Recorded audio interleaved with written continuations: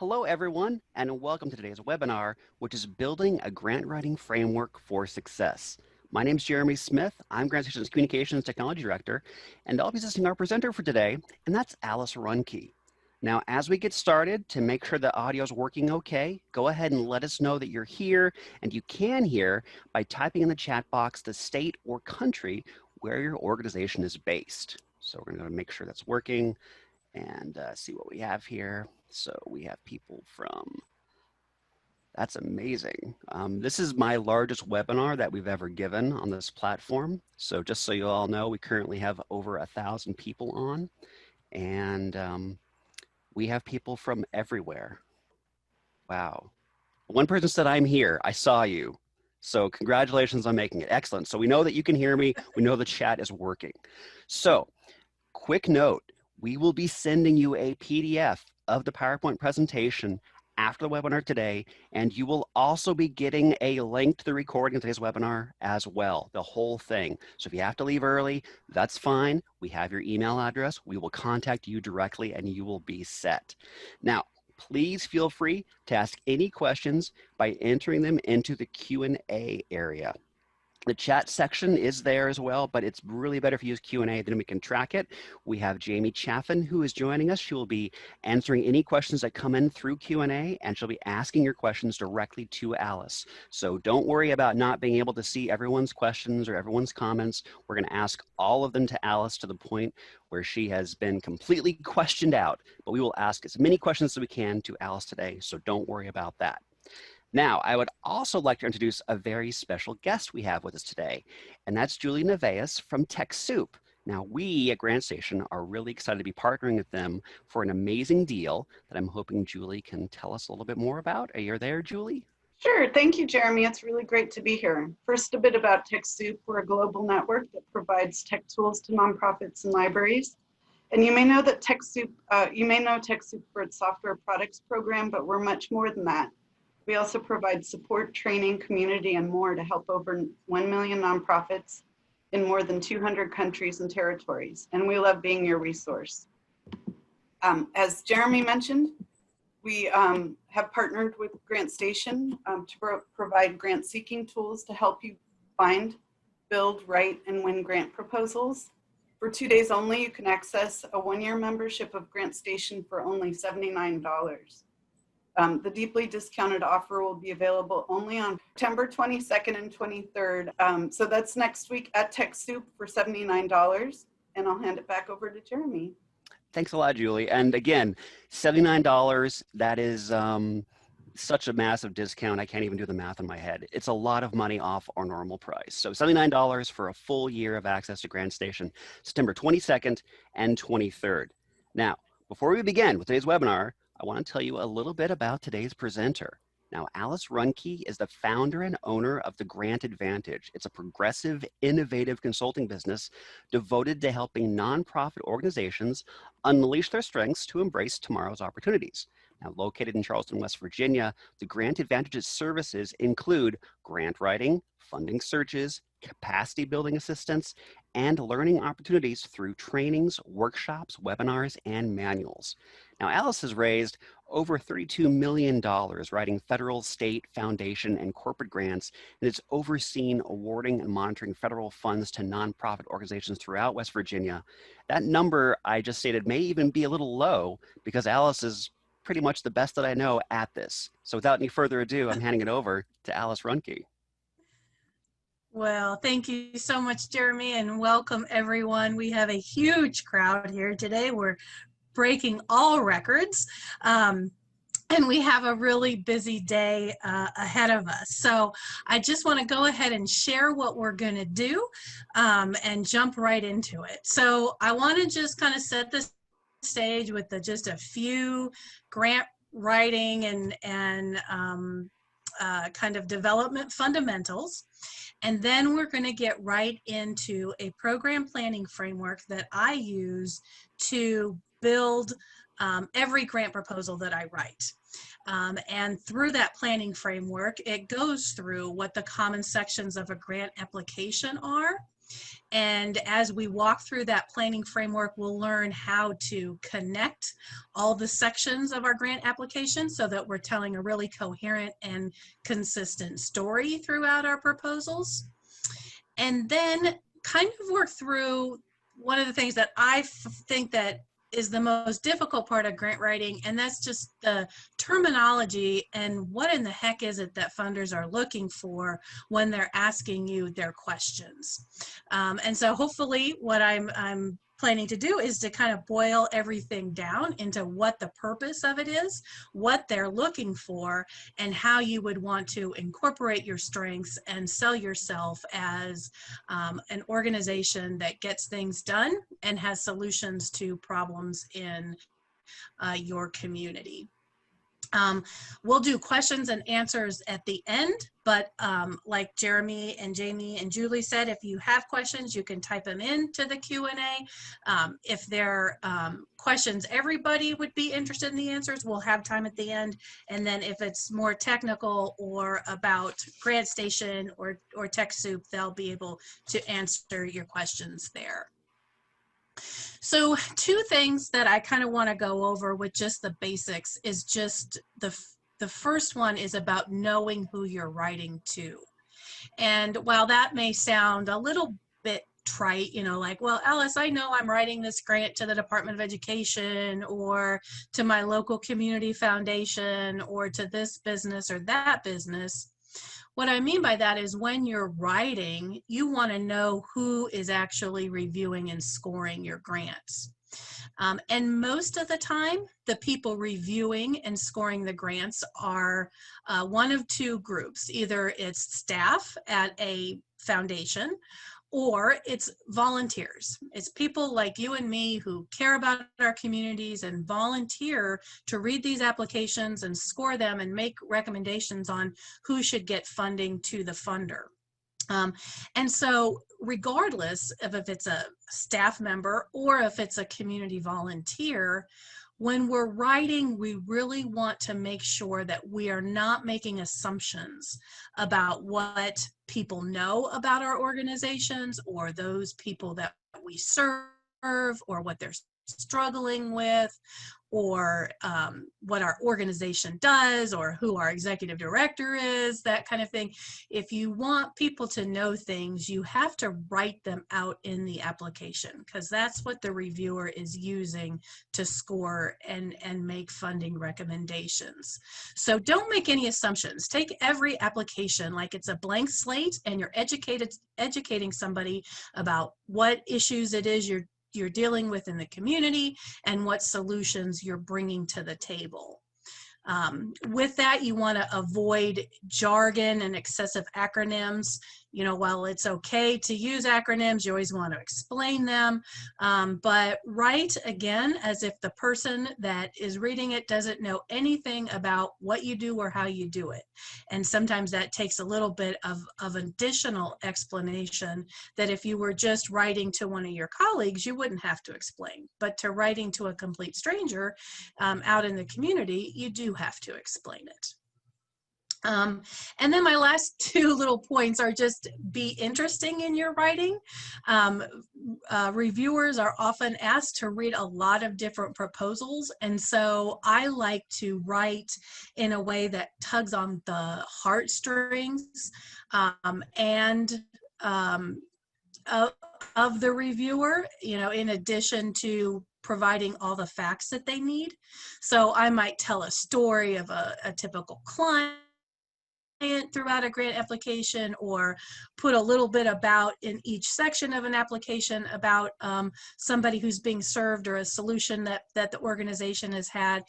Just something that keeps somebody interested and engaged in reading what you're doing. And it's not just the facts, ma'am, kind of thing. You know, you want to engage them in your writing. So those are just kind of some basics in that regard into how we're kind of mentally putting ourselves as the writer, again, in that seat of the reviewer and thinking about what it is that they need to know. The second biggest rule, and that I follow and that I want you, that this entire webinar is set up around is the 80-20 rule. And the 80-20 rule says that 80% of your time in the grant writing process should be spent on planning your applications. And if you've spent that 80% of time in the planning, it's only going to take you 20% of your time to actually write out the answers to the questions that the funder has asked you. And this is the biggest reason why I think most people don't like writing grants, is because they haven't done any of that planning. So when they sit down to write, they're just answering questions, and then their applications get real disjointed and the terminology starts to be confusing, and what they wrote in the beginning of the application doesn't match the middle or the end of the application. And so this is why that planning part is so important. And so what I use is just a simple tool that is right here, and you'll get a copy, like Jeremy said, of the slides, but you can also download a copy of this program planning framework PDF on our website. But it's the tool that I use to put all the pieces together of my applications, and then after I've got them all planned out, I can then pluck them out of this planning framework and then put them in the format that each funder is requesting, using the heading and the terminology and the format that each funder is requesting. So I can plan once and then take my applications and tailor it and just spend that 20% of the time writing it in a format that each funder wants it. So this is what we're going to go through today, each of these common sections. And again, in the grant writing world, I think that, you know, this is a guess number here, but I'm going to say that 90% of applications are asking for exactly the same information. It's just that they're all using different terminology that means the same thing, you know, using interchangeable terms. And that's what, as the grant writer, that's what gets confusing is, well, you know, this funder is using the terms goals and objectives, but this funder is using the term outcomes and indicators. How do those things connect? And so what we're going to do for the rest of the webinar is go through each one of these sections, talk about what we put in these sections, how we connect it to the next section, and then what just some of that terminology is, and what one funder might call it this thing, but another funder is going to call it that. And you can kind of see what the purpose is, and then you can tailor your applications to the way each funder wants it. Okay, I'm gonna take a quick breath here, and we're gonna start with our background section up here at the top. So the purpose of a background section is to establish your organization's credibility as an organization that gets things done. You know, very often this is the first section of a grant application. So you really want that reviewer to know right off the bat that you have a lot of strengths in tackling tough issues in your community.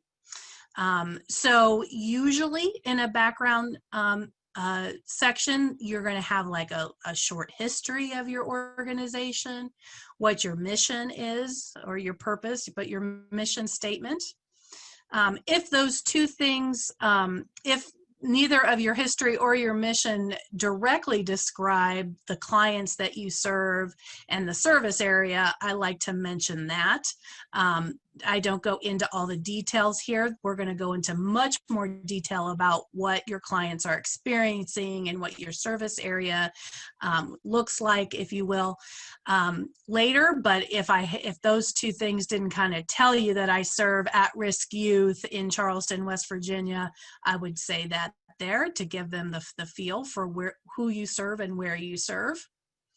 And then you start listing out all the different initiatives and programs that your organization offers and infusing those accomplishments and strengths into those initiatives and programs, and really letting the funder know how and I'm using the term clients, but it could be participants or patients or whatever, but how those that you serve have changed because of your services, right? And weaving that in so that they can see the impact that your organization has and the solutions that you have to different issues that you're dealing with in the community. And this might be a great time to, weave in that story of a person, a typical client or somebody that you've helped, and kind of weave that story in so that, again, the reader is more engaged and they can kind of, imagine or see a person, engaged in your program and that sort of thing. And that can be a nice time to start to, engage their hearts and their minds. Some little tips on the background section is, again, and this, I've mentioned this earlier and I probably will in every section, but don't assume that the reader knows anything about your organization. So if you have certain programs that you offer, if you have results and impact about how you've helped people, you have to say it, and you can't just assume, well, everybody knows how great my organization is and I don't really have to say it because our reputation precedes me. No, you really have to say it and you have to write it out in the section. Another little tip there is that I wouldn't be really philosophical and overload that history section. I think that if you've been in the community since 1923, I think that that's great. It shows that you have been around for a long time addressing community needs, but I don't think you need to start with, in 1923, two men went up on a mountain and blah, blah, blah, and XYZ happened, and tell that whole entire story. I think you want to demonstrate your connection in the community, but don't overload it with that history and put more information on the programs and accomplishments that you provide. The next tip is just when you are putting the information on the programs that you offer, you want to show the depth of all that you offer, but let's say your organization has 3 different programs and you are writing for one program. I would put more information on that one program that you were writing for.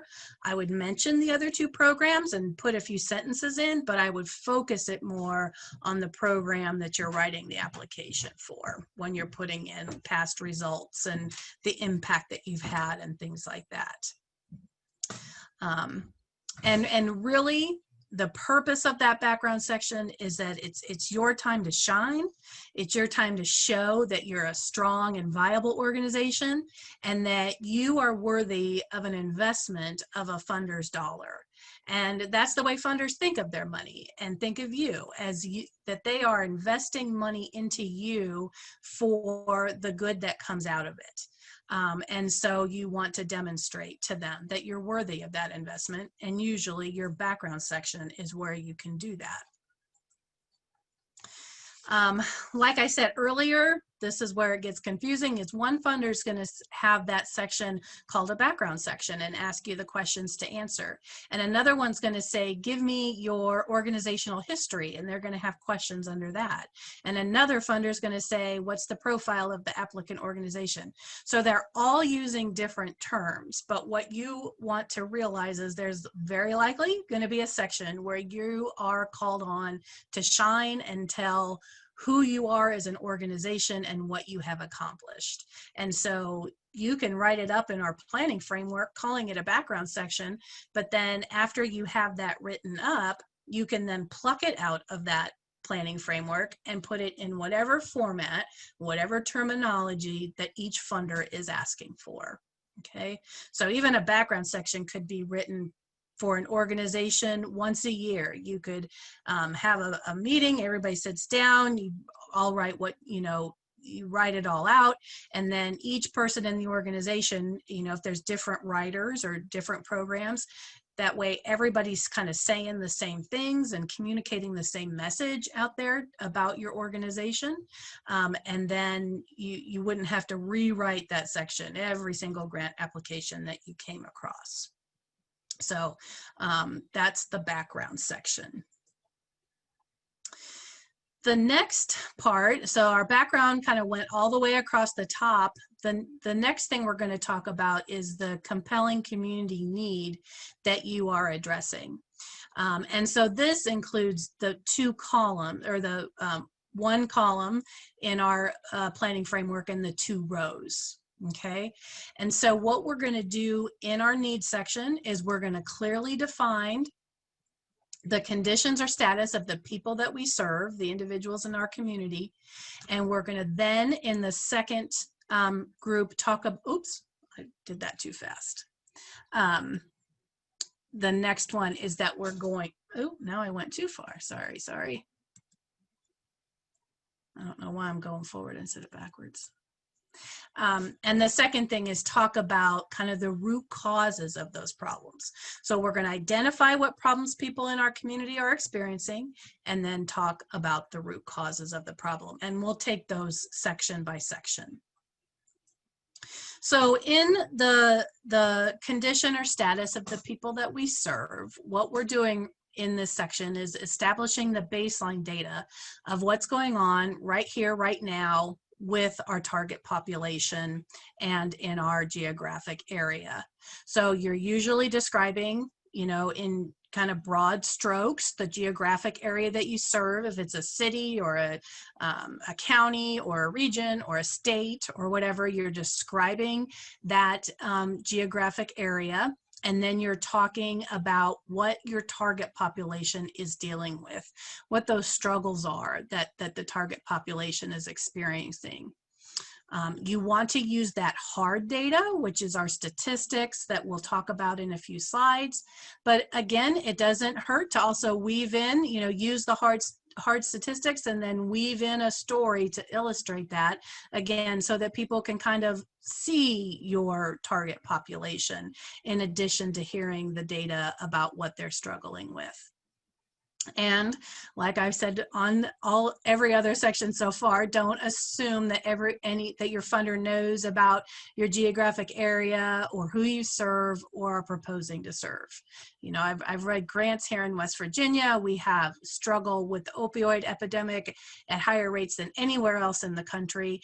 And, you know, people were like, well, don't you assume that? I mean, we all know that, right? Everybody, everywhere you go, everything you read in the paper, every meeting you go to, the opioid epidemic is just raging, you know. But no, you do have to say how many people in your community are suffering from that and that kind of thing. So again, don't make an assumption that, well, they know what the struggle is.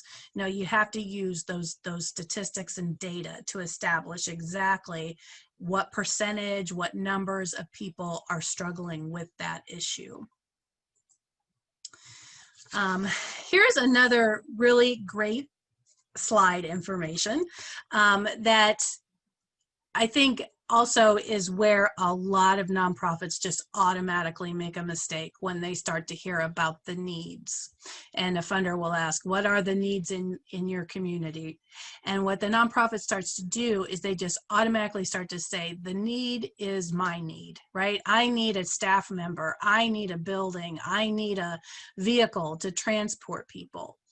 And you've already just set your grant up wrong because you've already established yourself as the problem instead of what's going on in your community, right? So when a funder is using the term saying, what's the need is always about the people that you serve and not about what your organization needs, okay?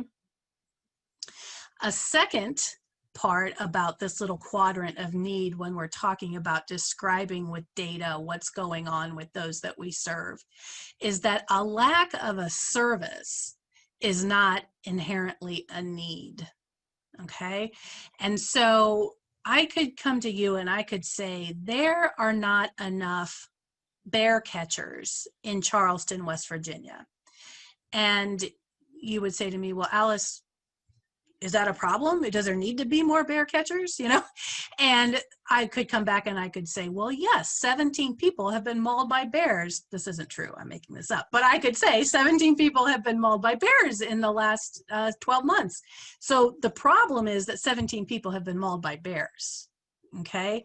Now, when we get down to the reason behind the need, the root cause of the problem could be because there's no bear catchers, right? But we can't just say that a lack of service is the need.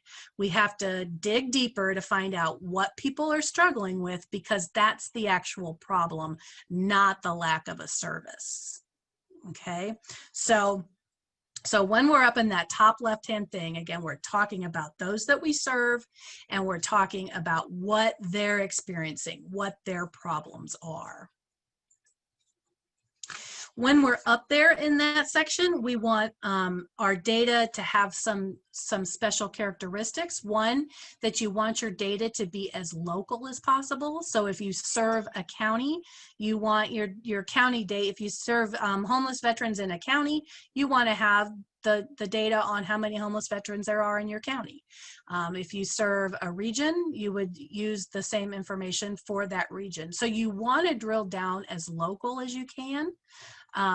You can't always do that, but I think more and more, with more data sources going online, the census data, you can drill down to a census tract, so you can really get the unemployment data, the housing situations, income levels, all that kind of stuff. You can drill down on the census down to literally a census tract. So that's a little bit easier than it was, say, 10 years ago. You want your data to be relevant to the proposal that you're writing. So sometimes I think what people do is they just throw in every ounce of bad data that they can come up with about their community, and just think the more I kind of pile on all this bad information, the more need I am showing. But really, if you are putting information, and say you're writing a proposal for homeless veterans, and then you start talking about high school dropout rates or something, if that isn't tied, it just makes the reviewer confused. Why were they talking about dropout rates when they're really just addressing veterans issues? So unless those issues are tied together somehow, you want to make sure that that data is relevant to what you're addressing. You want your data to be as up-to-date as possible. My rule of thumb is I try to not have data that's more than 3 years old if I can swing it, which again, with more data just coming online, all your health outcome data that you can get through the CDC and places like that, your census data, you can get up-to-date information through the American Community Survey, and I have a slide on that. So that's just, I think becoming a little bit easier than it used to be as well. You want to cite your sources, and so you want to say where your data came from. So in a regular, foundation grant or something, it's usually fine to say, according to the US Census, here's the data. Or according to the Robert Wood Johnson Foundation, here's the data. As you kind of go up the food chain of grants into federal and state, then you're going to have more of a formal sources cited page and things like that. But you do want to say where your information came from to make it credible. And then finally, if in the needs section, especially if it's a paper application that I'm submitting, if a visual can help explain the problem, in a really meaningful way, I love to use visuals. I think it just helps the reviewer kind of see the problem, right in front of them. As more applications are online, we have less of an opportunity to do that, but I like to use visuals if I can, demonstrate, things easier with that kind of visual picture with the data in it. So those are all things to think about. Again, as we're up in that left-hand quadrant, describing what's going on in our communities and with those that we serve. So these are just a couple that I just use very frequently. There's a lot more, but I use kids count data, which is across the country. Every state would drill down on specific indicators around children and wellness and healthy communities and families. The county health rankings is by the Robert Wood Johnson Foundation, and that drills down to a county level all across the country that has a lot of really good health and social determinants of health indicators that are really great. Obviously, I use the Department of Labor a lot for your employment statistics. Those upload every month, so you can, drill down again to your county level every single month with up-to-date data. And then I use the census a lot. But what used to happen is, well, every time I give a webinar, they change their website. So what I'm kind of just showing you here, oh, okay, I apologize for that. This American Fact Finder that was down here, I did it again, is gone. It's not on the bottom of their website anymore. So if you go to the census.gov site, and then up in the search bar, you type in American Fact Finder, then it will take you to this thing here about community facts. And that's where you can do like the advanced search, and you can drill down on any of the data that's in the census, and you can drill it down again to a county level, a city level, census tract level, whatever, and drill down on your data. I would say it's a relatively confusing site. I mean, you have to play with it a little bit, but once you kind of spend that time and explore it, you're going to be amazed at what's out there that you can find to help tell that story. So I would just suggest that you kind of play with that site to figure out how to frame up that need. And so just overall, just as kind of a summary, so we're talking about and we're identifying and quantifying what it is that our community is facing and the people in our community are struggling with. And so what a funder is going to use this information for is, first off, to figure out if there's enough problem to merit some funding. And the second thing that this information is going to do is it's going to establish that baseline by which we're going to measure our change. Okay, so we're identifying what's going on now in our communities. When we get to those outcomes, we'll be able to say what we want to see changed. Okay, so there's kind of two purposes of that needs section. So I'm going to let you come back to this when you get the slides, but I'm going to go through an example throughout the webinar of an academic success program for a middle school.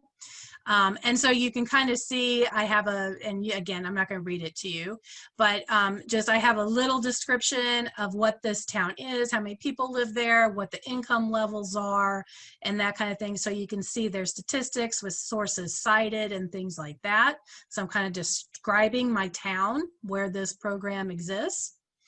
And then the second part is I'm talking about the kids in grades 6 through 8th and where their struggles are. And so 55% of the kids are below proficient in English and math. 10% of the students had GPAs below 2.0. And so this program is about helping that academic success of those students. Okay, so you can kind of come back and read that as just an example of a quick overview of how something like that could be written. So now that we know what the needs are, we know how many people are kind of struggling with whatever the issue it is that we're dealing with. The next thing we have to do is we have to ask ourselves, why are they having those problems? So why is unemployment so high in my community? Why are youth dropping out of school? Why are people homeless? Why are youth absent from school? Why are people in poor health? And kind of finding out what those root causes of the problems are, so that, number one, we can identify a good approach to address the root cause. And we can also identify partners to work in more holistically to really attack the problems that we're working on, which funders love. That's what they like to see. So here would be an example of this academic success program, right? Where the numbers were 55%, of the students were below proficient in math and English, and 10% were below a 2.0. That was the problem, right? But why were those kids struggling?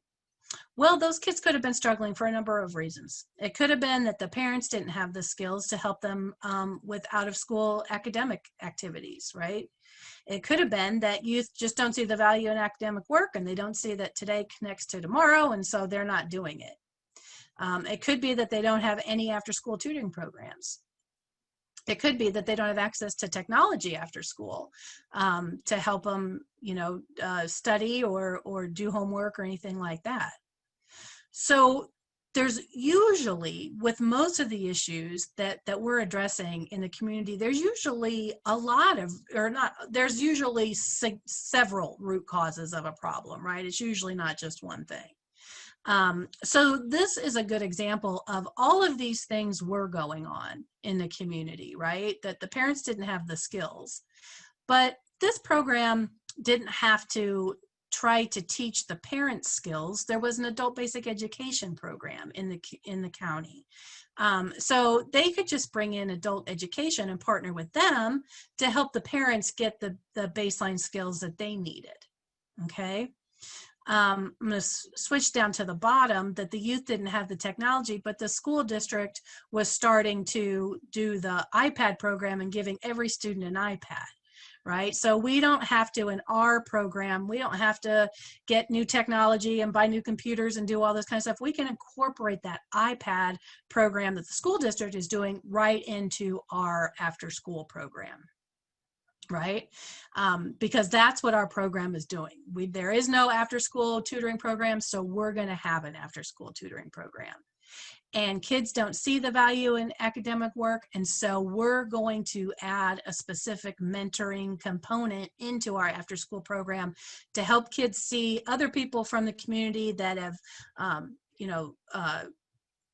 lived in the community, went on to do different things. They're going to come back and reach back and help show the kids that it's important, their schoolwork today is important to help them get to where they want to go tomorrow. So what this root cause analysis does is it helps us, number one, figure out that we're truly filling in a gap, because there was no after school programs, so we're going to fill in that gap, right? And number two, it helps us provide and partner with others to deal with the issue more holistically, and just enhance our programs naturally through adult basic education and the iPad program. Okay, so it's a really critical piece to do this analysis. I think it's the one thing that most nonprofits kind of skip over, and they just say, here's the problem, so here's what I'm going to do about it. But if we don't do that root cause analysis, then we don't know if what we're doing really is part of the root struggle of what people are struggling with, right? So we maybe do something, but we don't do something to address the root causes of the problem. Okay, so how can we find out what those root causes are if we've never really looked at them? I don't think that you have to go out and do some sort of, pay for some fancy needs assessment, unless you have money sitting around and you want to do that. But, your local community foundations and United Ways, and your local community action agencies, which exist in every county in the United States. A lot of those organizations are required to do a community needs assessment once every 3 years. And so they usually have, again, that data, and then they have what the gaps are in services and what those root causes of the problems are. So they would talk about how many people are unemployed, and then they would talk about the reason for that unemployment is because there's too few jobs, or not enough training programs, or not enough transportation to the jobs, or whatever is behind those high unemployment numbers. Okay. You might find that, let's say you're working in health or in education, that your kind of big associations in your states might have some of these needs assessments that discuss kind of the landscape and the reasons behind some of the problems that exist.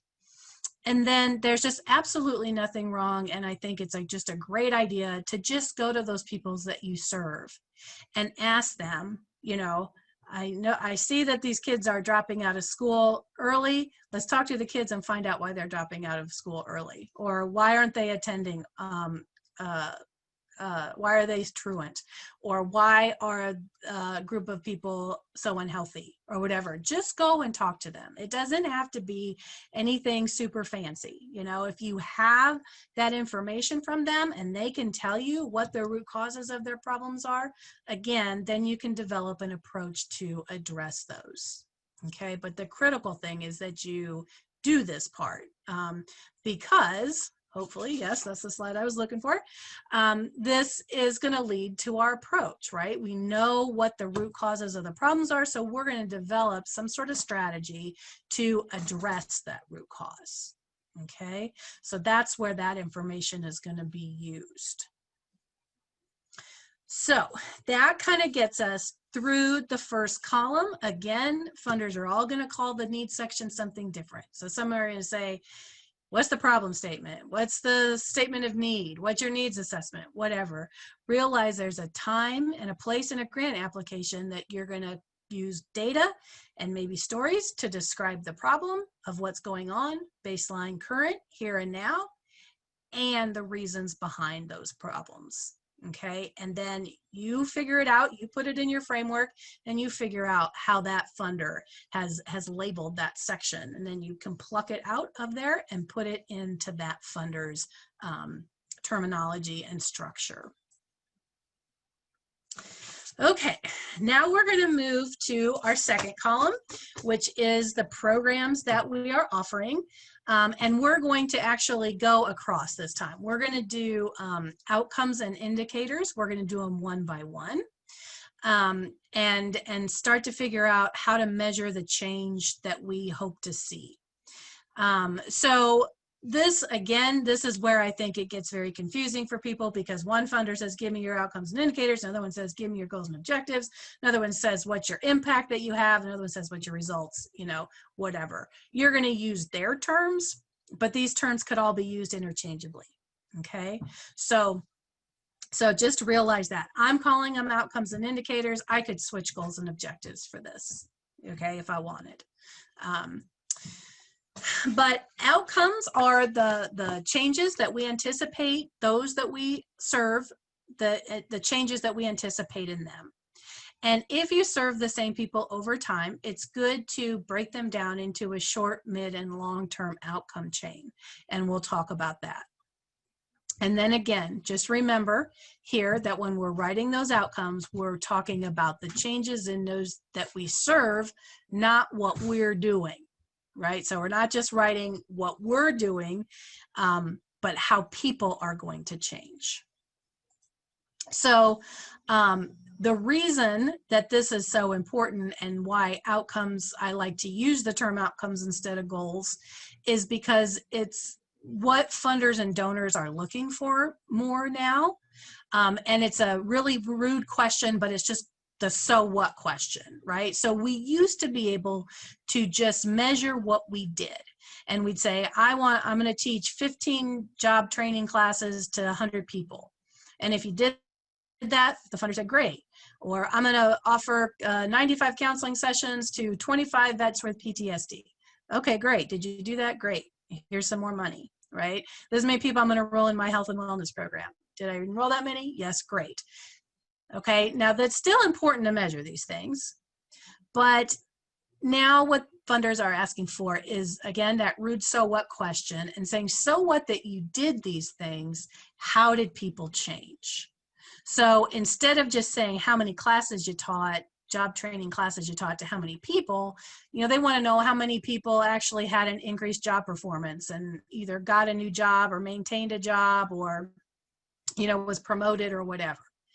Instead of just saying how many counseling sessions you had for so many people, they want to know, did those veterans actually pre and post, did they walk out with less anxiety and a better,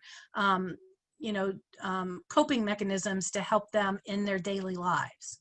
Or instead of saying how many people you enrolled in your health and wellness program, they want to know, well, how many people actually got healthier? Okay. And so it does make some sense, right? That we would have to measure the changes that we hope to see. Because if we don't measure these outcomes, then we don't know if we're really making a difference in people's lives. And if we measure our outcomes and we find out that we're not making the changes in people's lives that we are hoping to, then we can make our programs better. Okay, we can improve our programs and change what we do and do something different. I won't go too much on a soapbox, but I think that then we use this as our storytelling element for our organization very broadly. We don't measure outcomes and then just report it to a funder and put it away. We use this to tell our story, to get staff and volunteers to work with us. People aren't doing it for the money, they're doing it because they want to make a difference in this world. If you can demonstrate that you make a difference, then you could get that talented pool. Or you can use it in your advertising and recruiting money to get new participants into your program. A lot of other things on this list that I don't have time to talk through, but it really is how, you know, we hear that a lot. Tell your story, tell your story. This is your story. This is the difference that you make. And so this, once we start to measure these things, we really want to communicate that to the public. So I talked about if you serve the same people over time, that you'd want to break those down into short, mid, and long-term outcomes. So I'm just going to break that down real quick.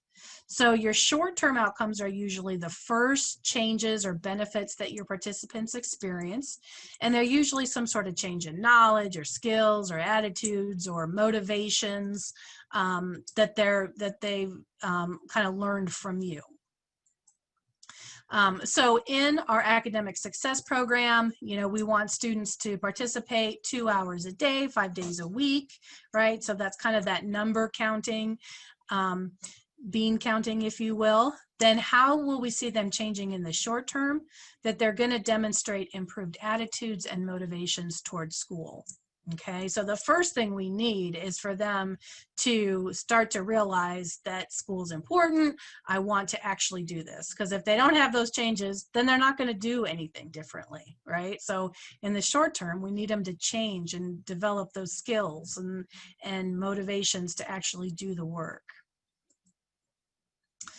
Our midterm outcomes link our short-term outcomes to our long-term outcomes and are usually some sort of change in behavior that comes from that new knowledge or skills or attitudes that were learned in the short term. So in our after-school program, you know, if they have those better improved attitudes and motivations, right, then they're going to increase their study hours outside of school. So that's the behavior change that we're looking for, right? That they increase their study hours. Then our long-term outcomes usually are kind of like those meaningful changes in the condition or status of those that we serve, usually the reason that we're out there doing the work that we're doing. And so in our example, if students increase their study hours, then the long-term outcome is that they're going to improve their academic performance. A lot of times when you're writing your needs section and then writing your long-term outcome, that's where you want to make that direct connection. So in the needs section, I was talking about how many students were below proficiency in math and English and below a 2.0 GPA.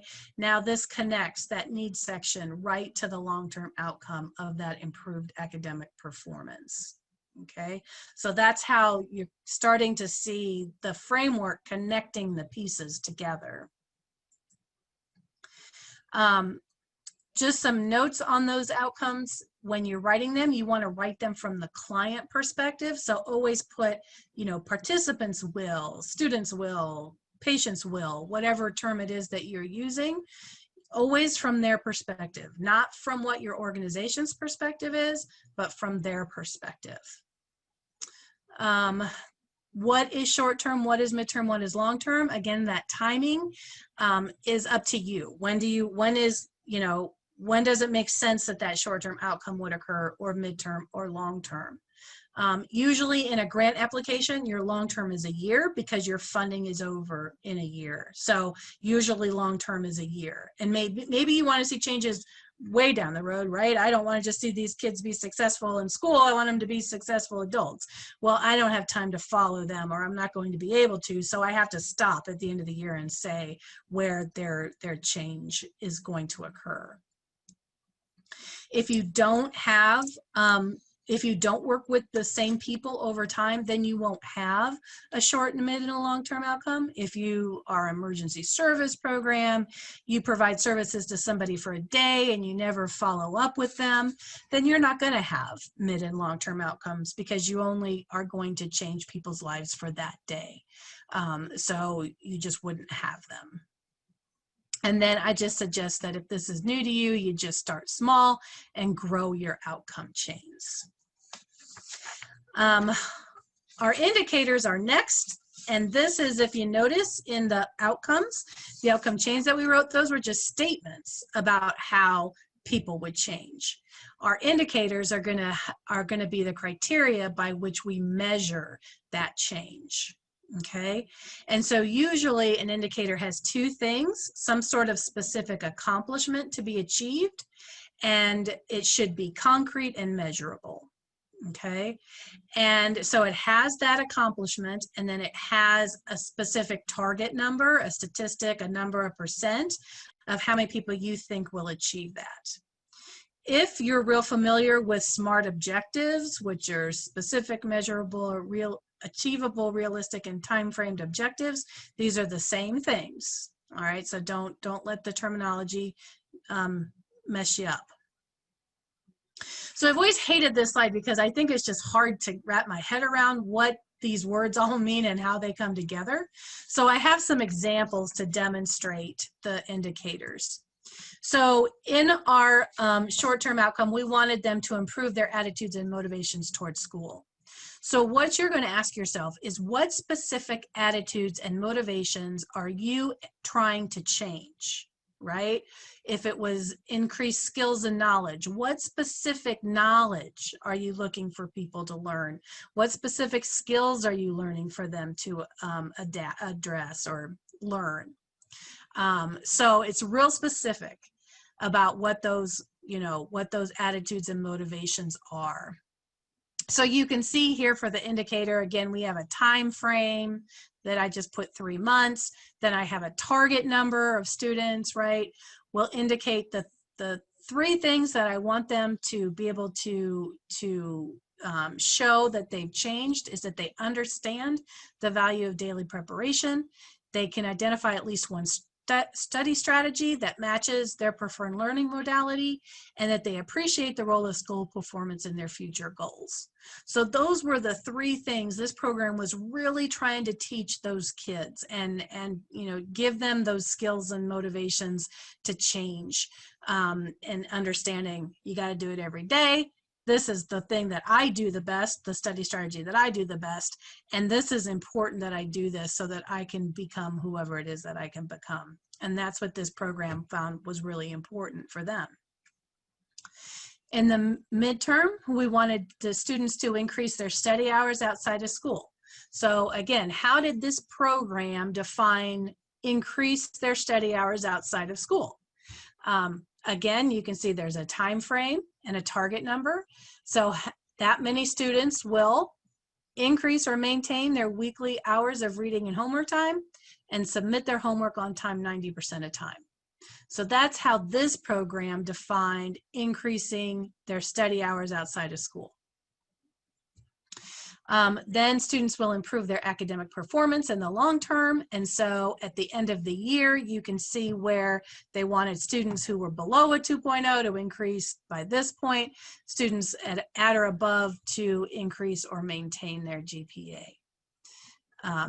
So what you could have is you could have an organization, 2 organizations that have the same outcomes, but their indicators could look drastically different. How they might define increasing their study hours outside of school could look different from one organization to another.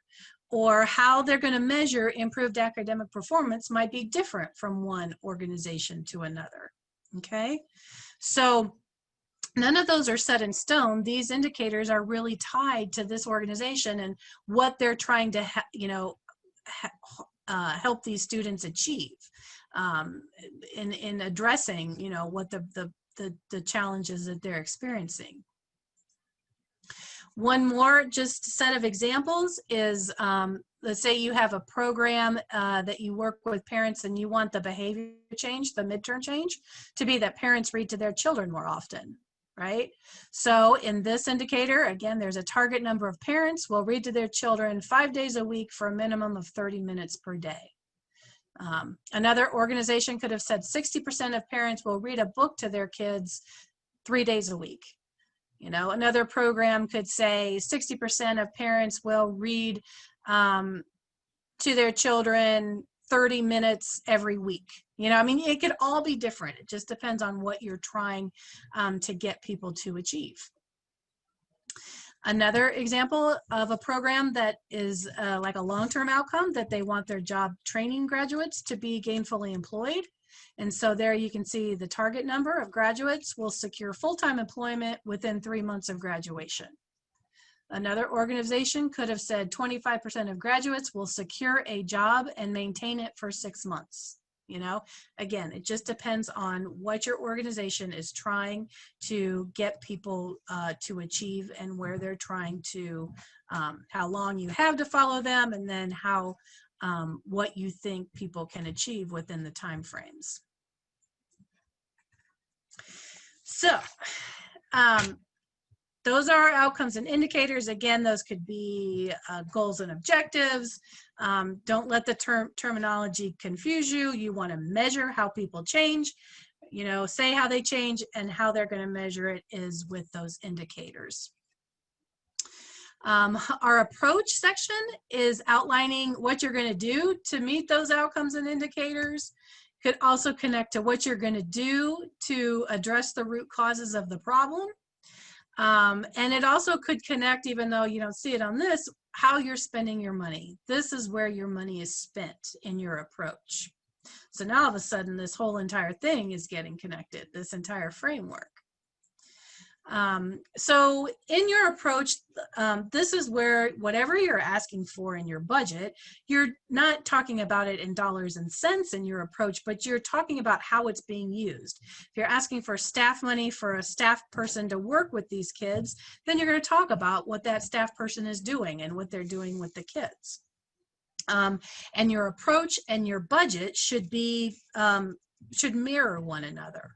There should be no surprises when you get to the budget as to what somebody's asked for. I should have already heard about it in the approach, so to speak. I should have read about it in the approach. Your approach explains what you're going to do when you get the grant, and kind of answers who's going to do what and where and when and how they're going to do it. Again, you don't want to make those assumptions that people know what goes on in an academics, in any program, but in this example, in an academic success program. You want to say how you're structured, what the hours are, what the students are going to do, what the topics are, et cetera, and explain exactly what's going on. If you have selected an approach because it's on a best practice model or a model program or something, I think it adds strength to add that in the explanation.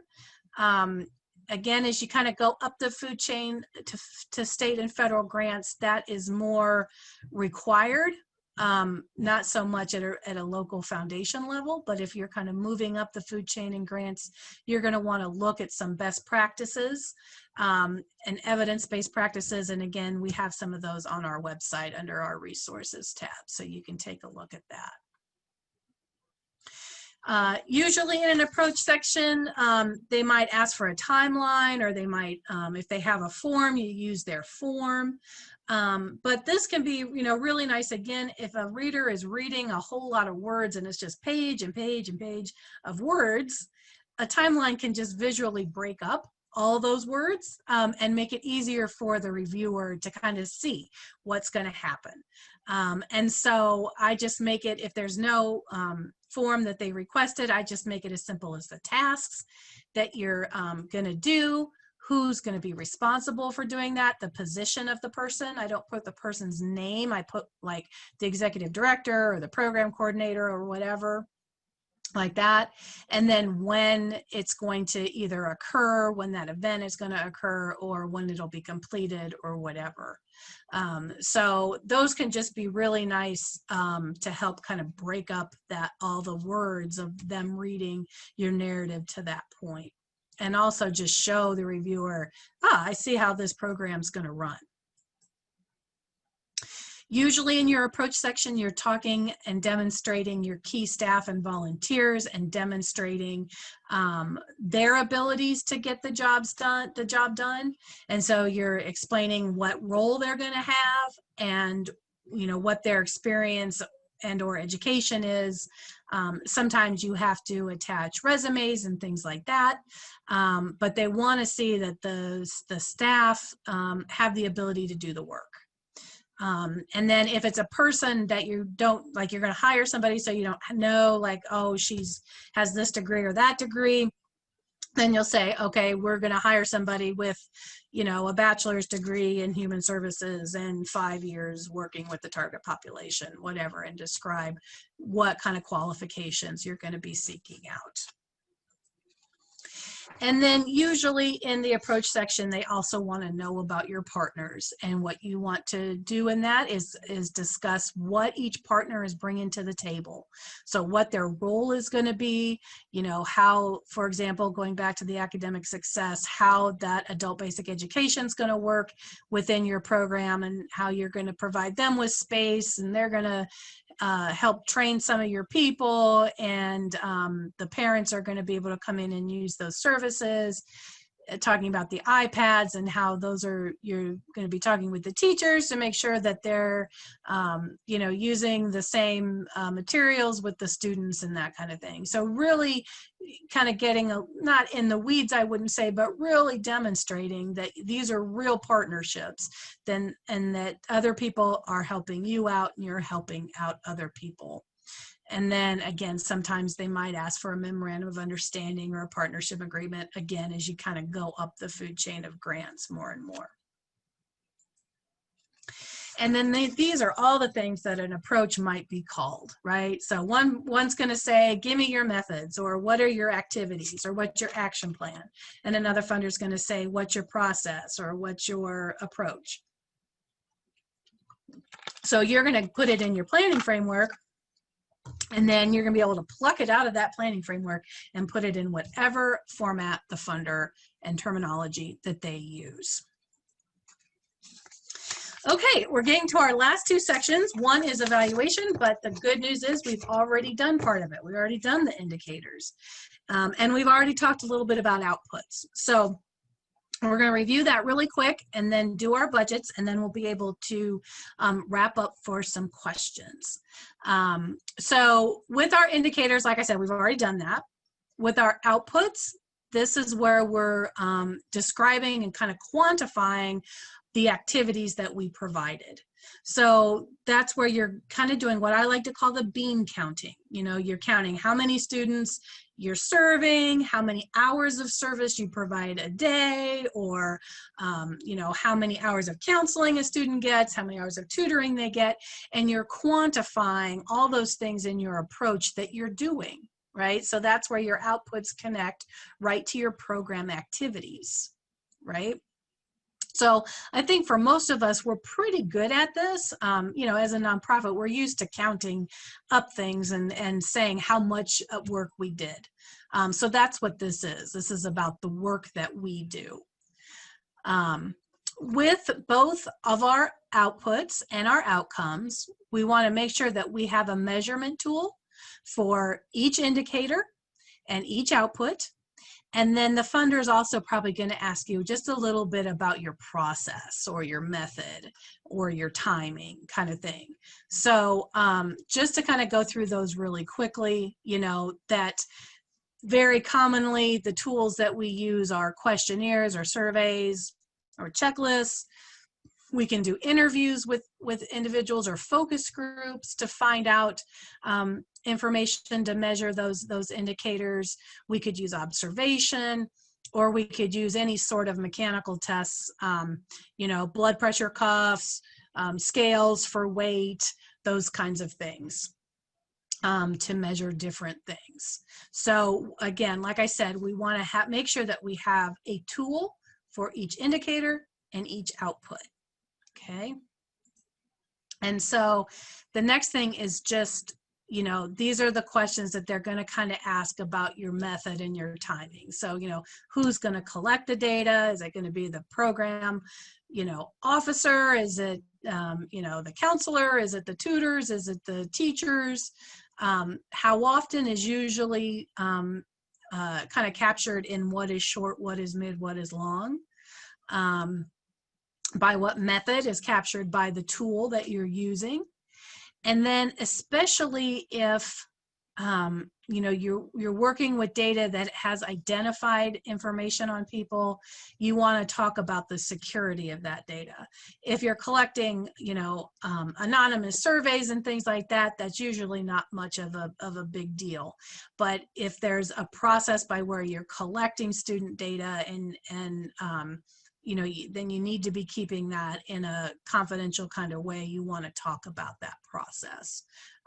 Again, usually anonymous surveys, you don't have to do much of that. But when you start collecting report cards and stuff, then you want that data to be locked in a locked file cabinet or what have you. So just an example of one data source for each indicator and for each output. So we're going to do a questionnaire to find out about their level of changes in those motivations and daily preparation. We're going to use reading logs and our own kind of tutor sign-in sheets to measure how much time the students are reading and participating in tutoring. And then we're going to have to get homework reports from the teachers to find out about how often they're submitting their homework on time. And then the instrument we're going to use for the long term is the report cards. So you can kind of see there, those are all different kind of places that we could go to get that data. Usually our outputs are our organizational forms, you know, so how many, you know, you might have an enrollment form, you know, your own sign-in sheets for how many people showed up every day, that kind of thing. And so usually our outputs are more those records that we kind of develop internally to track what we're doing. And then these are all just different terms that go along with evaluation. So again, you can put it into the framework and you can pluck it out and put it the way that the funder is looking for it. All right, our very last section is our budget. And so oftentimes what a funder asks for is a project budget, which is just the project that you're asking for funds for. And then sometimes they also ask as an attachment your organizational budget, which would be your whole organization. For some of you, if you have an organization and it's just one project, then that's the same, right? But for some of you, you might have several projects and in your organization overall. So you're really detailing in the form, you know, what monies you need to carry out your activities. And like I said earlier, these two things should be your approach and your budget should really mirror one another. There should be no, I should have already almost guessed what you're going to ask for money for by the time I get to your budget form, right? By hearing all the things that your program is doing in your approach. They usually have their own forms. So you use their headings and their forms. While it may sound silly, you should make sure that your numbers add up. You'd be very surprised as a reviewer how often the budget doesn't add up and you're like, well, what are they doing? And how can I give them money if they're messing it up on the asking side, you know? And then you also, especially at a local level, you want to show what else is coming into the project by way of matching funds. What other things are out there to support your program? And so at a state or federal level, unless matching funds are requested, we don't match. But at a local foundation level, they don't want to see that you have a budget and you're asking them for 100% of the budget costs. They like to see that you've got some support coming in from somewhere, if it's real or in kind. And then your budget usually includes both revenues and expenses. Funders often ask for a budget narrative. And so what a budget narrative, that budget just had numbers and it would say salaries, $25,000, travel, $4,000. And it was just the numbers with the categories and the numbers, right? Well, the funders want to know in a budget narrative are how did you calculate those numbers? You know, so that I can get a flavor for what the calculation is. And I have an example here on the next slide. But before I leave that, also just make sure that your budget form and your budget narrative match up. Sometimes you change things on one, you got to change it on the other. So make sure that those two things are consistent as well.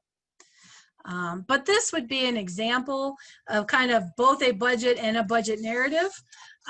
Here would just be a budget form where, again, you see the item, we have the salaries, and what they're looking for when you're talking about the narrative is this calculation that's in under these items. So they're looking for, if you have a total cost of $10,000 for the executive director, they're looking for, how did you calculate that $10,000? And so you can see here, we want 25% of FTE, which is full-time equivalency of the executive director, and she gets paid $40,000, right? And then you can see with the tutors, we need $8,000, but exactly, how much is that? Well, it's 4 tutors at $10 an hour times 200 hours a year. So it's really this calculation is what the budget narrative is so interested in, to kind of get the idea for how, how much time and what the actual real per unit costs are of the total project. So again, you can kind of see there how that budget would work out. There is a great resource that you can get off GrantStation's website about in-kind contributions, which sometimes when we're looking at that match, we may not have real cash. We don't have extra cash to contribute. And so in-kind matches can be really good to support that. We don't have time to talk about that, but there's a good resource for you there. So we're trying to get us so we can have some questions, and I've been talking a long time, but what I'm hoping that you see, this is the planning framework, right? This is how I sit and put every application together, because once I do this, there's just a lot of different values. Once I do it once, then I can use it and take the information, but then take it and apply to 5 different funders, and only write that 20% of the time, to those 5 funders, right? Instead of thinking through all of this, I can just pluck it out, put it in their order, their format, whatever. The second thing that this is very valuable for is sometimes, like we started at the background and worked all the way around, but we might, let's say we know exactly what outcomes we achieve with people. Well, we could start our framework there and then connect all the pieces together, around and about it. Because what we want is that they're all connected, that they all tell a consistent and coherent story.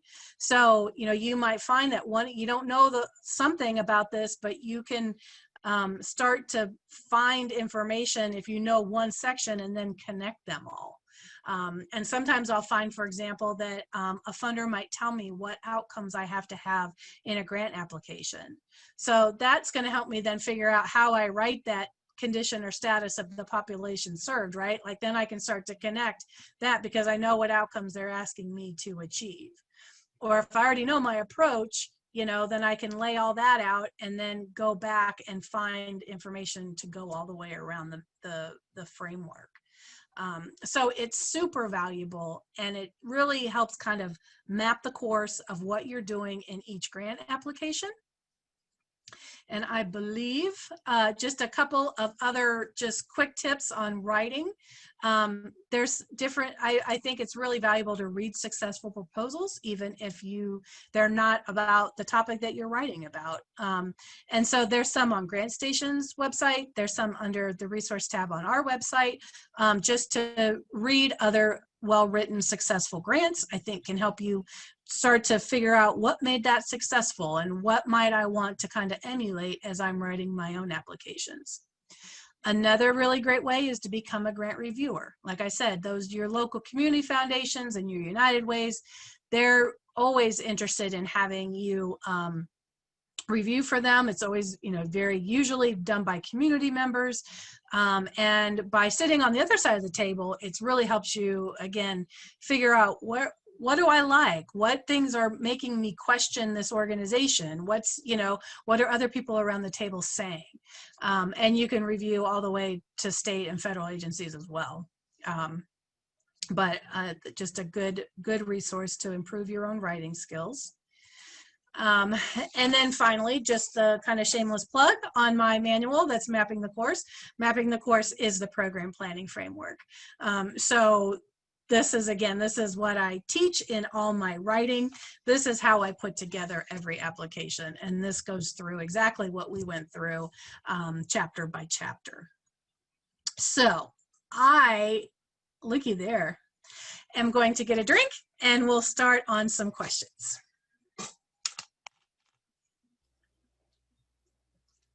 I'll go ahead and talk just so you know that I'm still here, everyone. Thank you, Jeremy. Thank you for sticking I've with us, missed your everyone. voice. I miss it too sometimes. I just wanted to say a little comment here. We've all been doing so many Zoom meetings, I feel, over the last 6 months. We're all kind of experts in this. Julie, I have to say, I've watched you the entire time, and I don't know how you can do it. Just like, oh, very interesting. Your eyebrows would raise and you would nod, and I'm like, man, this is amazing. I couldn't do that. I'm just glad I don't have a camera that works. So, Julie, my hat goes off to you, which I'm not wearing, Such but it interesting just goes material, off. Jeremy. What are I you know. talking I just about? always ready for this. I wanted to quickly say before we get into the hardcore questions, which I know that Jamie is preparing for us. If you have questions about GrantStation itself, because I know we're not focused on GrantStation, but our whole goal for this webinar is for you to walk away with something you can use today.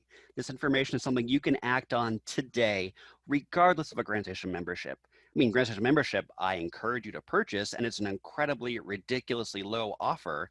That aside, we want you to have something that you can use. And that's the whole reason we're doing this, in case people are wondering, why isn't GrantStation being talked about? Because we talk about ourselves all the time. And we actually have webinars on our website you can take on demand that walk you through everything. You can hear the melodious sound of my voice and see all the different presentations we've done. What you can actually do, and here's a quick note for people who are like, well, is GrantStation right for me? I've seen that a lot. You can go to our website, grantstation.com, click on our databases or search, go to US Charitable or go to International or go to Canada, and you can actually put in a search without even having a membership and see the number of results available based on your keywords. So you put in your keywords in your search areas, you'll find results. You'll see a number. It's like, oh, that's 4,000. This might be a good purchase for me. Or nope, it's 0. I'm not seeing anything. Maybe GrantStation is not right for me. We put that in there just so you would know. We don't want you to buy something that's not going to work for you. Many of you are small organizations and you have a finite amount of funds, especially during COVID. The last thing we want to do is have you spend money on something you're going to be unhappy with. So that's why we have that in there.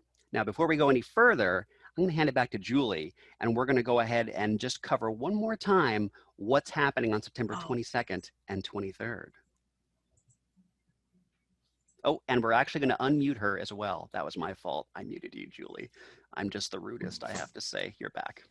Thank you. Thank you, Jeremy. Just wanted to reiterate that for 2 days only, you can access a 1-year membership of GrantStation for $79. That's next Tuesday and Wednesday, September 22nd and 23rd. Wanted to mention that if you have an account at TechSoup, please check it to ensure that you have access to it ahead of time. And if you need to set up a new account at TechSoup, please do it today because registration can take a few days until you're validated. So I'll hand it back over to you, Jeremy. Great. Thank you, Julie. Okay, Alice, I know normally I'm the one who walks you through this portion, but today it's something new for me. It's time for Jamie to ask some questions. And you have so many questions, Alice. I hope you drank enough water. You're ready for this. All right. Okay, so we got this question so many times. For newer organizations who don't have a track record or history of providing their programs yet, how do you establish credibility and address the background or history section of a grant proposal? Yeah, I get that question all the time.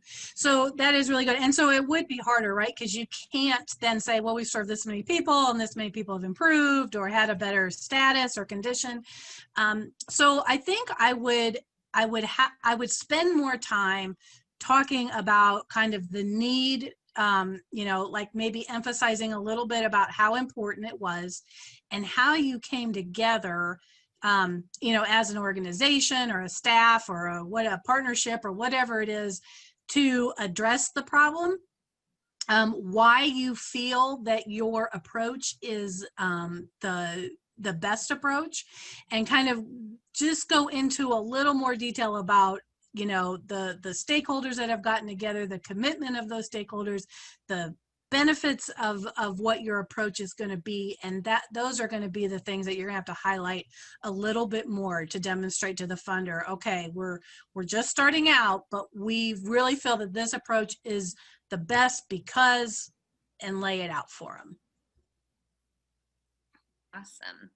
Okay, we get this question a lot also. Any tips for working with tight word counts or character limits?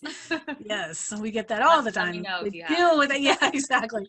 Yeah, I'm finding more and more that like it used to be you had to kind of fill space, like you're like, what in the world? They asked for 20 pages and I've only got 4, and now it's almost the opposite. Like what I used to write for 20, now they're asking for 10. And so it is much more challenging to write that shorter grant. And so sometimes sometimes we literally go through line by line by line and sentence by sentence to figure out how to say this, with a few less words. How do I get this paragraph 1 line shorter? And it's just, it's in a lot of it's like in the tense that you might use, or using redundant words. Like if you say, well, it's a true fact, well, it's just a fact, like taking out some of those kinds of words like that. Sometimes like I was talking about the storytelling and this and that, and sometimes I can't. I just like the data and the information is so critical, and they wanted it so pared down that I just almost can hardly weave in something, or if I weave it in, it's just got to be really short and sweet. But that is, it's a problem that we have. Jamie and I have all the time of just how do I get this down? But, asking people that are completely unrelated to what it is that you're doing, to give it a read, and maybe with them, they can help you see that, well, that didn't really help me. This piece didn't really help me. Maybe this is what can be taken out, and that sort of thing. Even better than a person who knows it all already. Like if it's a colleague, they're gonna, again, already have assumptions in their head about things, but somebody who's maybe, completely unrelated. But it is a struggle. And we struggle with it too, a lot. So I can confirm that. Yes. We had a few questions about LOIs or letters of inquiry, how detailed you might want to get in them, or just if you could give a little bit of a background Yeah. on how to approach that. Yes. So sometimes a funder, instead of asking for a full application, they might ask you for a letter of inquiry, or usually they call it a letter of inquiry, or a concept paper. You might hear that. And so what I try to do in the letter of inquiry is to touch on every part of everything in the planning matrix or the planning framework, but it would just be much less. So, making sure that I do have a paragraph about why this is needed, and I do have a paragraph about what we're trying to change. In that case, you might not have to go into how you're going to measure it with questionnaires and that kind of thing. You wouldn't have to go into that much detail, but what your outcomes are going to be, what your approach is, how much money you're requesting. So I would try to hit a little bit of everything, just being more concise. And then the nice thing is what they're trying to do is, like, if I like your idea, I'm going to ask you to submit a whole application. And so it saves you time, that you didn't have to write a whole application when they weren't going to fund it anyway. But that's usually what that process is for. Okay, I'm going to ask you about 3 more questions. Okay. How would you approach finding need data for cultural programs, like maybe a history museum or an orchestra or another 501c3 nonprofit, but it doesn't really have some of the same need that you Right. report on as other organizations? Very good question. It has to be the hard ones. Okay, so what I would do in those situations is I would kind of go back and I would look at, let's say you're looking at an art museum, or anything, say cultural like that. I would first start off by just Googling, what are the benefits of a museum, or whatever. And so you could find in a community that there's economic advantages and foot traffic, for businesses, that it increases home values and that kind of thing. And so what I would first start off with is just what's the benefits of this, and then start to write my story around that. So that it would be about benefiting the community, and then so I'd be talking about the needs of the community first. Does that make sense? So I first just Google, benefits of dance programs, and then I work my way back into what those benefits are. Now, can I document them around the matrix or the framework? I don't know why I keep calling it a matrix. And then weave my story around that community and economic development, especially when I don't have a program that is serving one group of people that I'm targeting and seeing all the time. But a museum, a program like that, historical renovation, things like that, it's going to benefit the community. So I'm going to find the benefits and then work my way backwards into telling that story. Very well said. I could not get that typed into the chat box today. Yep. Okay, so we had a few questions about how long you should make each section if they don't have character limits. Like, where do you put all of your focus in the narrative? That's a good question. So usually, I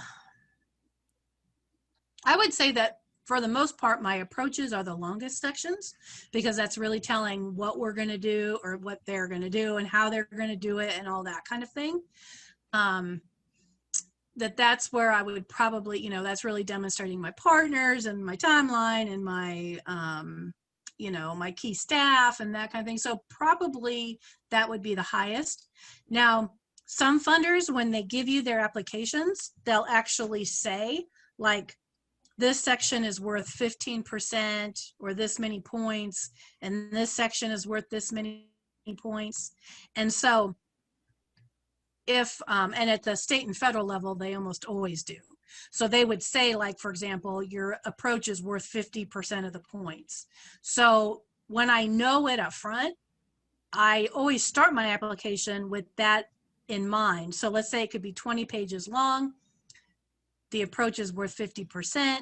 So I'm going to give it 10 pages, and I don't stay exactly to that, but I try to realize that, I could write the best needs section in the world, but it's only going to get me 10 points. You know what I mean? Like, no matter if it was out of the park, the best one ever, it's still only getting me 10 points. And so I need to realize that if I spent too much of my space in that needs section, then I gave another section, I didn't spend enough space in the other sections. So if I know that, I kind of set that up at first. And then just if there's absolutely no rhyme or reason, I would just say in general, the approach would be the longest. Absolutely.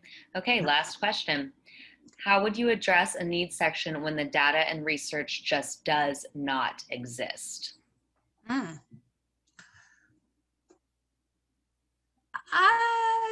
I have not had that really happen. To be honest, I'm surprised. I was doing some work a bit ago just about like a program that does financial literacy. And I was like, I just Googled financial literacy, Charleston, West Virginia, and some bank had done a study on what the financial literacy needs was of West Virginians, and so it was a West Virginia based study. that they were just serving I extrapolated. I said, okay, this is all of West Virginia, and this is why, this is what I have, and so I don't have this town or anything, but I'm extrapolating from that. But I really haven't had it happen. If there's really nothing, I go to the people that you serve and get the data from them. But I don't know really how you could exist if you have no data to describe that there's a problem. You know what I mean? So it has to come from somewhere, or else you wouldn't exist, right? One was a curveball. All right, thanks, Alice. Great. That was philosophical. That was a very philosophical ending. I know. I'm like, that was. I got. Who am I? got It's a real Sartre heady at the question end. now. The Sartre question. The cart before the horse doesn't exist. That's right. Well, we still have about 1,000 people on, which is still more than that's we've great. really I mean, I'm happy to had stay on for a webinar few minutes before. if you guys want to throw some more out there. If there's any. Yeah, stick them in the chat. We can grab them. While we're doing this, can you share that code again, Alice? We had a couple people ask about that. Your secret code. People for the book? For the manual? They want to know about your little shameless plug. Yeah. It was order 10. Why am I not? Oh. Wow, it's super. That's classy. Maybe we should take those away from you so you can't do that in the future. That would be a good idea. Yeah, and the publisher is having a 10% sale, so you can get those, and then they have sales all the time too. So, but it everything that we've talked about is in there with more detail, and the language is similar. So like if you're like, I really got this, but you lost me on those indicators, you can go right to the indicator chapter or whatever. So that would be great. And then you also have on the very, very last page, I won't keep going through because I'll make all these things happen again, but you do have my contact information. So my email's there and my phone number. And so if you have questions or whatever, I'm happy to answer questions or whatever. So feel free to reach out if there's some burning question that didn't get answered. I know with this large of a crowd, it's kind of challenging. I have a burning question, actually, Okay. Alice. It's not a joke. It's actually a real question. Oh. So my question is specifically about GrantStation versus the Grant Advantage. Can you describe the differences between us? Oh, wow. Yeah. So, golly, Jeremy, you really put me on the spot. All right. So GrantStation is a resource to help you learn where to find grant opportunities. And also has resources to help you learn to write grants and fundraise, I would say, in general. And the Grant Advantage, we actually work directly with organizations and we write grants and we do funding searches. We use like GrantStation as a resource to help people, find grant sources and things like that. And then we do the work with you. So we do the actual writing with you, editing, funding searches, logic models, and then I do a lot of training. So we had a few people asking if GrantStation can do their grant research for them. And I thought, you know what? This is a chance for Alice to let them know what she actually does. Right. So yeah, we are the tool. Right. And then Alice is the carpenter. I'm just a tool. But Alice is the carpenter building the house, building your grant house. I love it. Let's go ahead and move to that slide, even though it may take 3 hours with your email address on it, because I think people really want to know how to get a hold of you and just see that information. Yep. So I have another question for you. I'm going to throw this at you. What do you think is more important when you're looking for funding? Are you trying to find funding for the project or funding for the organization? Ooh. I find that it is usually easier to find more project-based funds, that a funder is looking more to fund, say, a specific initiative or have an impact in a certain area, whereas helping your organization run is something that funders are less interested in. They want, So I find that project-based support, and again, your project and your organization could be the same, you know, if you're a small organization that does one thing, but I think it's easier to find the funds for projects, because usually a funder is going to be like, well, these are my areas that I want to have an impact in, and I want to address, you know, literacy and high school graduation rates, you know, and so usually you're going to have a project that's going to support those, as opposed to an I mean, your organization could too, but it's the project that's going to have the impact. That makes a lot of sense, because I Does that know a make lot of sense? people, they'll look for funding and like, there's nothing that matches my organization. And I'm like, well, that's probably why you have your organization. You're serving a need that doesn't exist yet. You need to Right, have funding for your project, needs to be your focus. And then right, if you find, if it aligns with the organization, great. But that's why you often have to look for multiple grants, which is why something like GrantStation is helpful. And someone like the Grant Advantage is even more helpful to help you organize that and move forward. right, right. It's almost like we've Absolutely. done this before. It's so weird. We're in synergy. It's crazy. So I have another question I want to ask. Okay, okay. What is the biggest mistake? And this happened, I saw this a lot in questions, and there's lots of Q&A questions coming in. I'm going to grab a couple of them in just a second.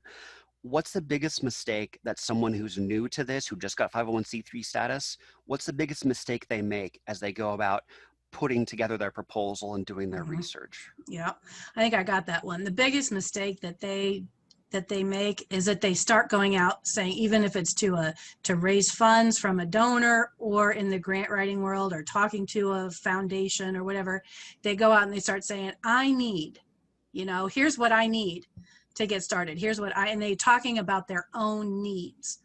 And every nonprofit, every one of you on this call right now can call up a funder and say, I need this and I need that and I need that. And that is not compelling. It's not compelling to a funder or a donor to know that you have needs. You know, what's compelling to them is what difference you're going to make. And so you want to go out by talking about the need that you're addressing, why you have an advantage over, you know, somebody else, or your approach is good, or whatever, you know, but you want to be going out talking about what you do and how you do it, and not what you need. Because that just turns them off automatically, because they're like, I'm not interested in, well, almost like that question you just asked, you know, I'm not interested in making your organization just run. I'm interested in you having some sort of impact on the community. So that's what you need to lead with. That's what you need to be talking about. And That's then, you really, know, that's great yeah, advice. Yeah. yeah, yeah. Please say more. I was No, taken no, at the no. moment. I Yeah. Well, apologize. and that's why in that need section, you know, like when people start with I need, then your entire framework is messed up, because, you know, you're part of the problem now, you know, and you're not part of the problem. You're part of the solution. So your needs do get discussed in the approach, if you will, because what you need in your budget is, and how it's manifested is discussed in your approach, not with the word need, but it's manifested in the approach. So it's there, but that's not what's front and center. Got it. So you it's a part of it, but it's not the first thing they see. Yeah, exactly. Okay. Yeah, Excellent. yeah. So a couple questions that have come in that I wanted to sort of wrap up into one question. I think we're probably going to call it here shortly, Okay. even though there's still a lot of people on, which is amazing to Good. me, Yeah. just because I usually don't have this many people on, so it's fantastic. Um, People have said a lot of questions have come up as far as, you know, I've got a project, I'm putting it together. How do I stop that creep feature where people are like, oh, we're going to add this. You know what? We have 10,000 more dollars. Let's add this. You know what? Jeremy looks really cool in that hat. We want hats for everybody now. How do you stop that from happening? Other than tell me not to put the hat thing on the table. Right. That is kind of challenging, because sometimes I feel like my clients will do that. Like they start to just, you know, I'm like, do you really need that? You know, like they'll start to, you know, layer things on there, and I'm kind of like, so sometimes I'll play the devil's advocate of like, you know, looking at something and saying, okay, so this is a cost per person of whatever, you know, and starting to kind of do some analysis of that, you know, if I can find anything comparable. But if I find, you know, you're spending $7,000 per student on an after school program, you know, where, you know, maybe I could find out what the average after school program is, you know what I mean, and say it's really only 2,000, and, you know, how can we justify this? And so, you know, it might be like looking at those kinds of costs to realize, you know, a cost benefit analysis of, listen, you're not offering something good enough for the cost. But nobody wants to hear it. I'll tell you that. You know what I mean? Right. Even, you know, nobody wants to hear that. But sometimes, you know, and with the client, I mean, I might say that in a nice way, and then say, make a recommendation that this should be pared down, or this salary is too high, or can you, or at least can you justify this to me in a way that a prudent person would, you know, say yes when they're sitting at the grant table reviewing your grant.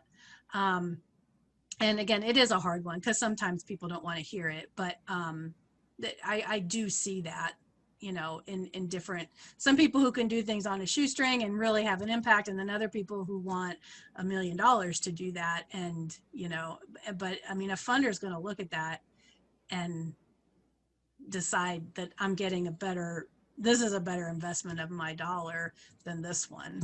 So sometimes it's that hard discussion.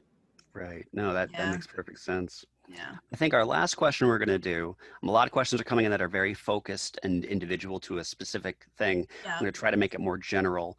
Yeah. So let's talk COVID. So Ooh. we're all, you know, doing different things. We've had to do a lot of pivoting.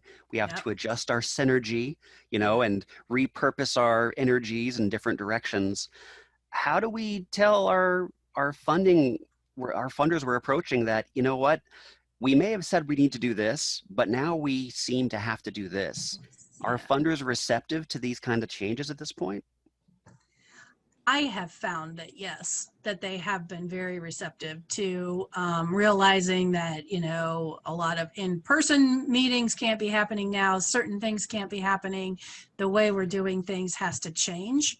So I have found that they've been very receptive to, you like, kind of have your plan when you go and talk to them, you know, share with them how you're adjusting and what your new strategy is, and, you know, how it's safe and all that kind of thing. Kind of have it before you go talk to them.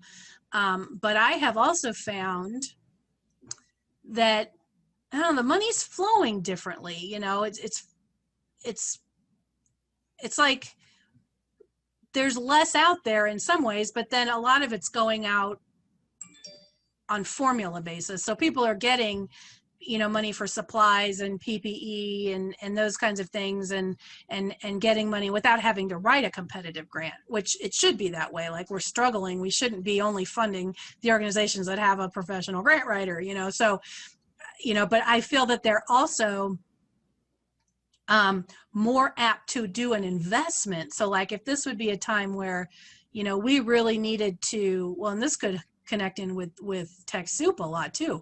You know, this is a time when we need to do more things virtually, or set up our distance learning better, or set up, you know, telehealth or tele whatever better.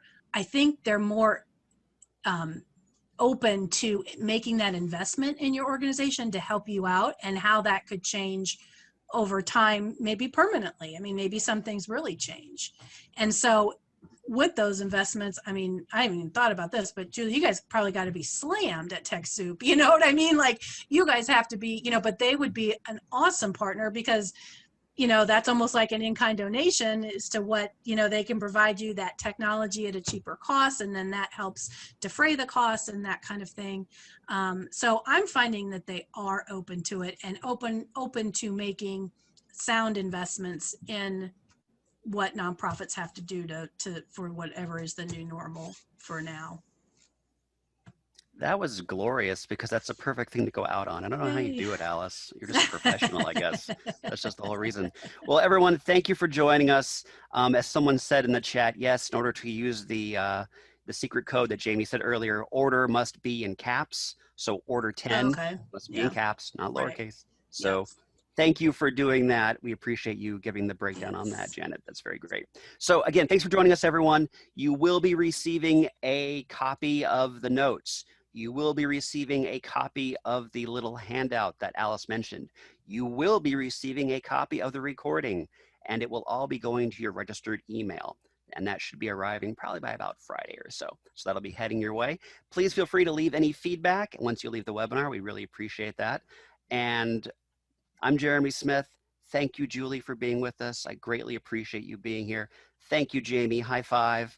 And Alice, as always, it's a great pleasure. So thank you for being here, Alice. All right.